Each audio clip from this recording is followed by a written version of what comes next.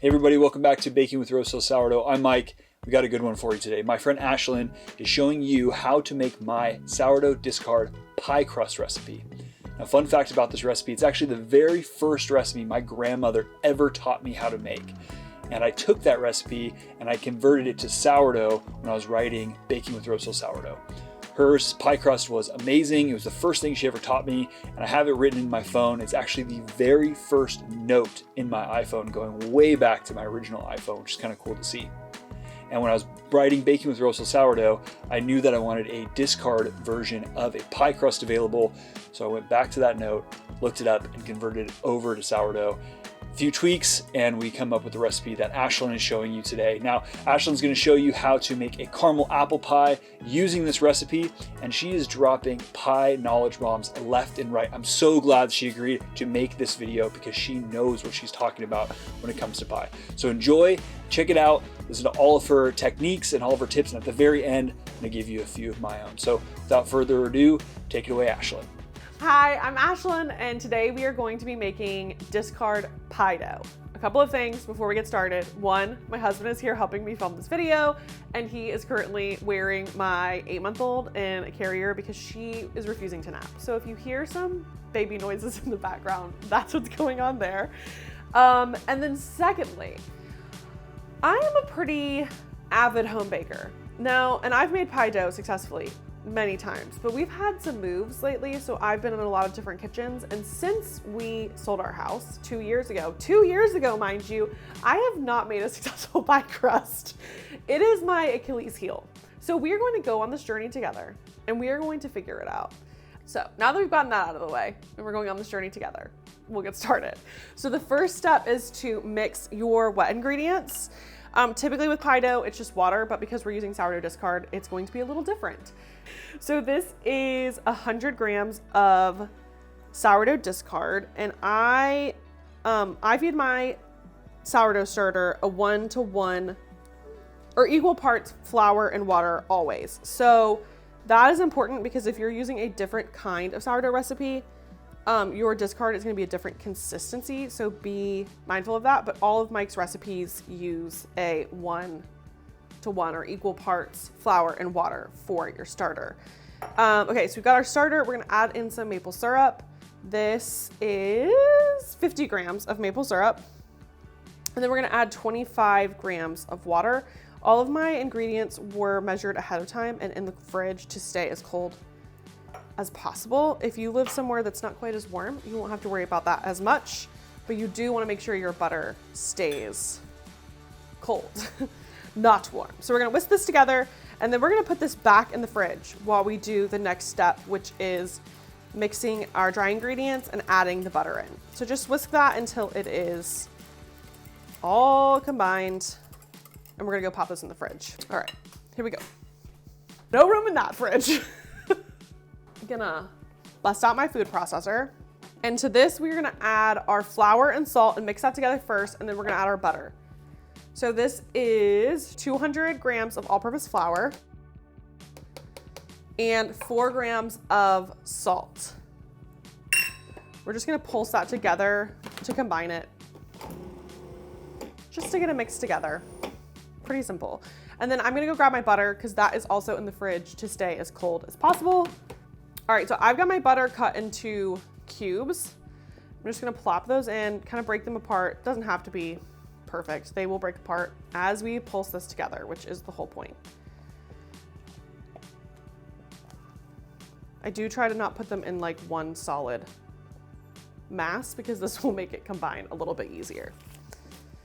All right, we're gonna pulse this together a handful of times, and I will show y'all what it looks like. Oh. I forgot a top piece. All right, let's look at this now. So this has some smaller pieces and larger pieces. There's like a pea-sized piece, but then there are some larger chunks like this. So I'm gonna go a little bit further just to break down the butter a little bit more. All right, you don't wanna over mix your butter. Okay, that looks great. We've got some smaller pieces and some larger pieces. The larger piece is like this big. And then we're gonna mix this together with our wet ingredients in the bowl. Just dump this straight in here. and start gently tossing that together with the spatula. It will not come together cohesively right off the bat. The spatula helps again with not heating it up with the heat of my hands. Okay, you can see that it's a little crumbly. That's good. You can see the butter pieces, and we're gonna bring this together as much as we can, and then I'm gonna mix it with my hands just to bring it the rest of the way together until it's one mass. It smells so good with the maple syrup in here. Yum. I'm gonna bring it together, kind of just squishing it. And as it comes together, I'm gonna pull it out onto the counter and then continue with the rest of what's in the bowl. So I'm just gonna bring it together. You wanna make sure it's properly hydrated. If it's too dry and crumbly like this, I might add just a little bit of water to this because it will crack as you try to roll it out. One of the benefits to like taking pieces out as they're fully hydrated is that you don't overhydrate parts or leave things dry and crumbly. So I'm gonna put just a tiny bit of water in here and literally just flick it on with my fingers to try to hydrate the rest of these crumblies. Okay, I'm literally just flicking the water on. It's that small of an amount because there's not very much flour or pastry left in the bowl. And see how that comes together, and it's not like floury and dry. It's much more cohesive. This is going to be successful. I believe it. We are taking everything I've learned in all of my attempts to make pie crust, and we're gonna figure this out together. Okay, so I'm gonna bring this into one bit, and in the recipe, it calls for keeping it as one amount, but I have learned that I prefer, sweet baby girl. So, okay, the recipe calls for rolling it out all at once and then cutting your circles of pie dough from a big piece.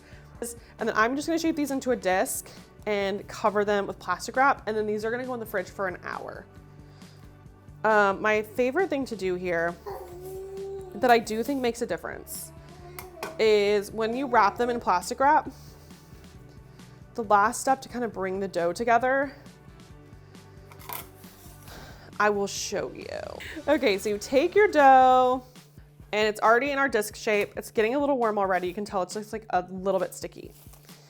So I'm gonna flatten this a little bit and take the plastic wrap and wrap it tightly around.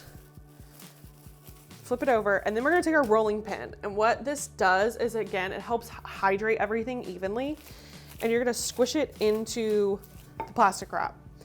Makes it a really like even consistency. That's not the word I'm looking for. I keep saying hydration, but that is what it's doing. It's hydrating the flour evenly, and it will help the result of rolling out your dough overall. So you can see that there are still some butter pieces in here. This is what we want. The butter is what gives you a tender pie dough. The more you mix your butter in, the less tender the pie dough is. So I'm gonna do the same thing with this, and then these are gonna sit in the fridge and rest for an hour. I also find that pre-shaping them into discs makes them a lot easier to roll out into a circle when you go to make your pie. I wanted to chat really quickly about what my deal with pie dough is. My issue is always that my butter leaks out in the oven. And I have watched so many YouTube videos. I've read my book on pie. I have tried to troubleshoot. I always chill my pie dough before I bake it. And I have the same issue. So we're going to try to avoid that today, and we'll see how we do. We will see how we do. This chilling part is really important before you roll them out. We will roll out the crust, assemble the pie, and then chill it one more time before baking it, just to ensure that the butter is thoroughly cold. And we will cross our fingers and hope that all goes well. All right, we are back and we're getting ready to assemble the pie. So I've got one of my discs of pie dough. We're gonna start rolling this out. Make sure your countertop is well floured. You don't wanna use too much flour, but you don't wanna use too little. One of those, you just gotta kind of do it by feel things. And we're gonna want to move our pie dough all the time. So every little bit, you're gonna wanna make sure it's not sticking to your surface, and shimmy it around a little bit and go from there. When it's not warm, I do a little back and forth like this. Once it gets a little softer, we'll roll it differently, but maybe not. Maybe I do it like this all the time. Moving it around to make sure it's not sticking. We'll flip it over, trying to keep it in as much of a circle as possible. You can see it's cracking a little bit, so it's probably just a little bit underhydrated, but I don't think that will affect our end result too much. Okay, so the butter needs to be coated in flour like we talked about, or it will just leak out. I'm gonna put some more flour on the countertop here. And we're just gonna keep doing this, and in a minute I will check it against the size of my pie plate, and that will give us a good idea of how much more we need to roll it out. So you can see all these pieces of butter in there. That is gonna hopefully mean we have a flaky, tender pie. All right, I'm gonna flour this side and then flip it back over, and I'll show you guys the pie plate. So you want about probably an inch or two of overhang because it needs to accommodate for the depth of your pie plate. This is just a standard 9-inch pie dish. It's not deep dish. It's nothing fancy. It's just an aluminum pie plate from USA pan. All right, so you can see it's rolling out much easier now that it's a little warmer, but it also means that it's warming up and we need to work quickly because we want to get our pie assembled and then back in the fridge as soon as we can so that we don't have a leaky, sad pie crust. Okay, this is looking adequately sized to me. I think that looks great. We're going to make sure that it's not sticking. All right, this is a little precarious. This is my least favorite part because I'm always worried it's just gonna not work. But we are going to roll our pie dough onto our rolling pin gently. Then we're gonna move our pie plate and again, gently unroll that over the pie dish. Look at that, we did it. All right, and then you're going to gently lift up on the pie dough and kind of drape it down into the edges in the corner of the pie dish. And that ensures that you're not like stretching it and making it thinner to reach down into the bottom. And also you want the pie dough to have contact with the pan because that will help it not like slump down into your pie dish. Okay, so we have this little bit of an overhang and we're gonna leave it right now because we're gonna add our filling and put the second crust on, which I already rolled out and is in the fridge to stay cold. We'll go from there. If you're making a single crust pie, I always par bake my pie crust.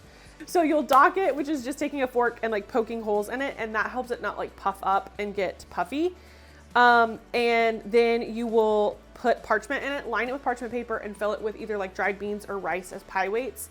And again, that helps it not slump down because you want the pie dough to like set in the pan. And then you can add your filling and bake like normal. So since we're making a double crust, we're not gonna do that. But I'm gonna go grab my filling and the other pie dough and we will finish assembly. All right, so I pre-made my filling. This is a caramel apple pie filling.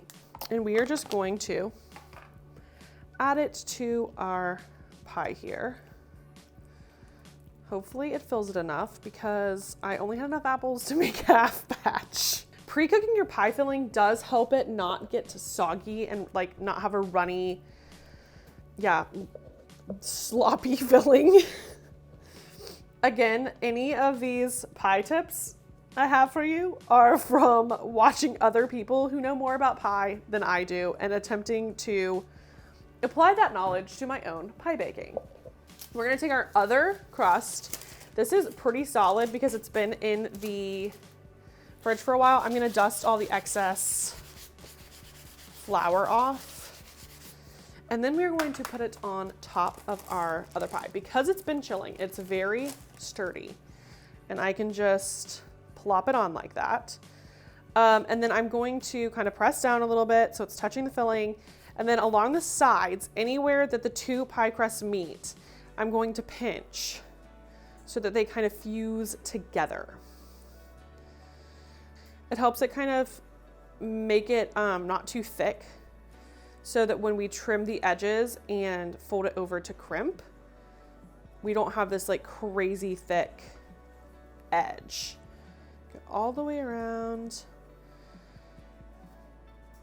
I think that is, now we're gonna fold our edge under on itself till it's touching here, I'm gonna draw on this way, this side, till it's touching the pie plate like that. So we're gonna go all the way around.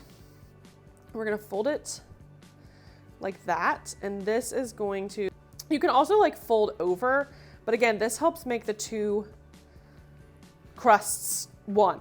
And then I'm gonna pinch, and then we will start crimping. You can crimp a number of different ways. You could use a fork. I used a spatula the other day to make a fun little crimp, but I'm just typically do this with my finger and knuckle and push in and just go around the pie.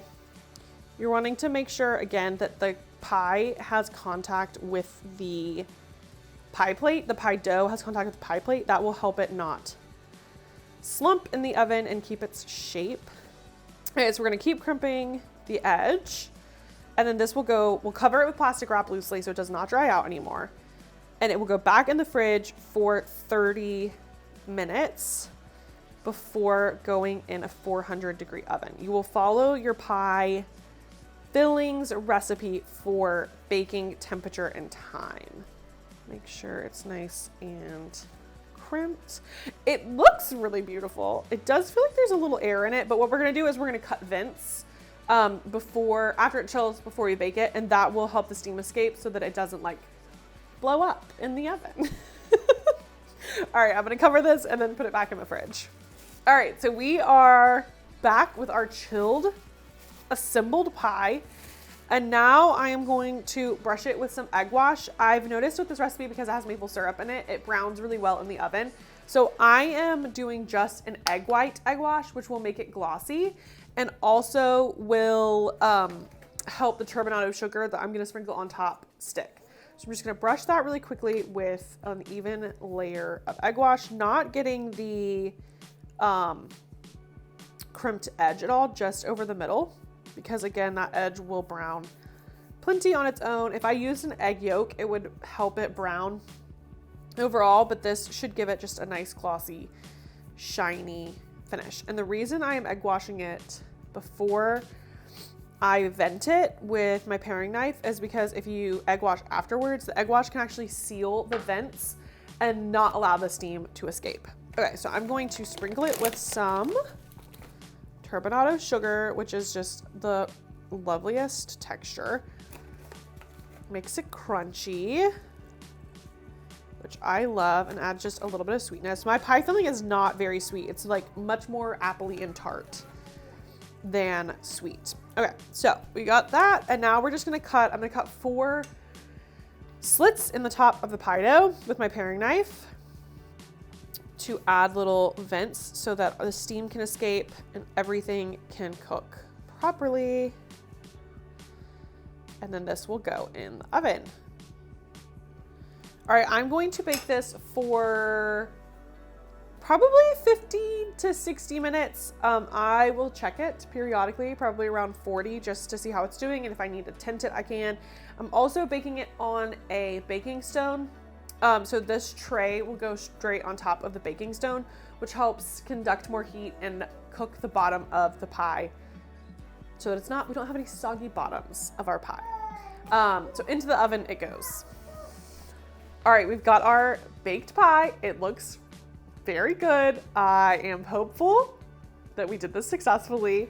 A couple of notes, I baked it at 400 for about 40 minutes on the lowest rack in my oven on a baking stone. And then I turned the oven temp down to 350 and I tinted the edges with foil because they got a little dark, but it's okay. And then when it came out of the oven, I didn't like how the edges looked. They were a little, like meh. So I took the leftover egg wash and just brushed the edges to make them shiny and glossy. And it looks so much better. So you can do that because the pie is still hot. It's gonna cook. It's not gonna be weird. So now we're gonna cut it and we're gonna hope for the best. We are going to hope for the best. I'm not anticipating getting a very pretty slice. Okay. But I do think it's gonna be delicious. Here we go. Moment of truth. Moment of truth. I can see the like caramel filling inside. Will we get it out in one piece? Yes, we will. Oh, she's a beaut. She's a beaut, Clark. Look at that. Now, wow. Ooh, look at that. That's a good looking pie. Shall we taste? Shall we taste our pie? I'm so proud of this. Okay. What is very good. The filling is so tart. The bottom is well baked. I will lift it up. Look at that. No soggy bottom here. The filling is set. The butter stayed in? It passes the sturdy pie challenge a little bit, mostly. It's pretty heavy with the apples. It is pretty heavy with the apples. I think I could have baked it. It's like a little doughy on the sides right here where that crust comes together. I could have baked it a little longer.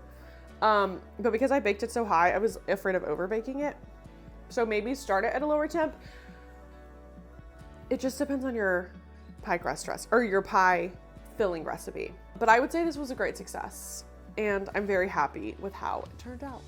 Ashlyn, that pie looked amazing. I'm so bummed that I'm not there to eat it with you because it looked so good, and I'm really jealous that Robert gets to enjoy that with you now. But hey, thank you for being here, and thank you for watching Ashlyn bake this pie. If you want more of her content, check her out at Ashlyn Joy. Now, I promised you a couple of tips for using this dough. Now, Ashlyn made a pie that used 2 pieces of dough. Smartly, she divided it in half and rolled them out. I love that tip. I'm probably going to start doing that. Actually, I'll probably rewrite the recipe to use it because I absolutely love it. But if you're making a pie, like I made pumpkin pie for Thanksgiving and I only used 1. For that second dough, I turned it into some awesome pot pies. It's such a versatile dough. It makes great ham pies, and the pot pies that I made were so tasty and flaky, and it stayed in the fridge for like 3 or 4 days before I made those pot pies. So that is an extra tip for you on how to use your leftover pie dough if you make the full recipe but only need 1. Or you know what? Just make 2 pies. Make 2 pumpkin pies. I mean, the world is a better place when it has more pie. All right. Hey, thank you for being here. I appreciate you coming and checking out this video. Check out more of our videos right here at Rosehill Sourdough on YouTube. And don't forget to check us out on Instagram at Rosehill Sourdough. Until then,